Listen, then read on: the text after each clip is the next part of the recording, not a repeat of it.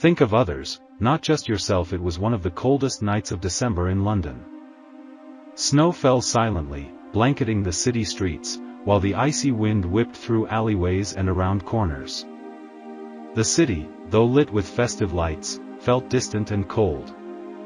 At a tram stop near Oxford Street, a woman stood with her 2 children.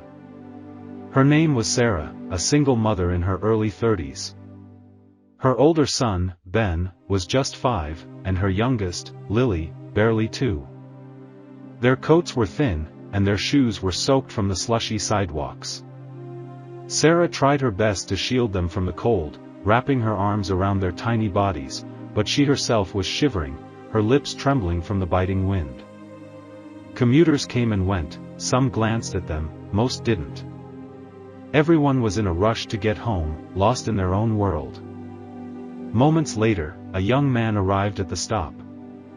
His name was James, tall, well-dressed, holding a sleek umbrella in one hand and his phone in the other. He wore a thick, tailored coat and leather gloves. His boots were polished, his scarf stylishly wrapped. James looked like someone with a good job, maybe in finance or tech, confident, composed, and comfortable. He noticed the woman and her children. He paused for a moment, then quickly looked away.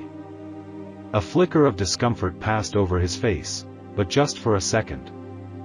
He stepped under the shelter, opened his umbrella, and continued scrolling on his phone. The tram arrived. The doors opened with a gentle swoosh, and James boarded first. He sat near the window, warm and dry, as soft jazz played in the background. Through the foggy glass, he saw Sarah still standing outside, children pressed close to her sides. She hadn't moved. She hadn't even tried to get on. James realized she likely couldn't afford the fare. His heart began to race. He tried to distract himself. Checked his messages. Scrolled through social media. But it didn't help. The image of the little girl's red cheeks, the boy's trembling hands, and Sarah's tired eyes haunted him. A voice inside him whispered, "If you don't do anything now, who will? You have warmth. You have comfort. They have none." Suddenly, without much thought, James stood up. He took off his coat, grabbed his umbrella, and rushed to the tram doors, just as they were about to close. He jumped out and ran back into the freezing night. Sarah looked up, surprised. James didn't say much. He simply placed the coat on her shoulders, handed her the umbrella, and said quietly, "Tonight, I'm warm. Please. Let them be too. Sometimes, we must think beyond ourselves." Sarah's eyes filled with tears.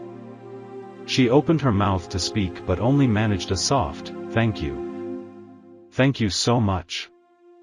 James nodded with a gentle smile and turned away, walking into the snowy darkness. He was now coatless, soaked by the wind and snow. But his heart was warm, warmer than it had been in years. That night, Sarah and her children slept a little warmer. And James? He slept with a lighter soul, knowing that kindness, no matter how small, can change someone's entire night. Or maybe, their life.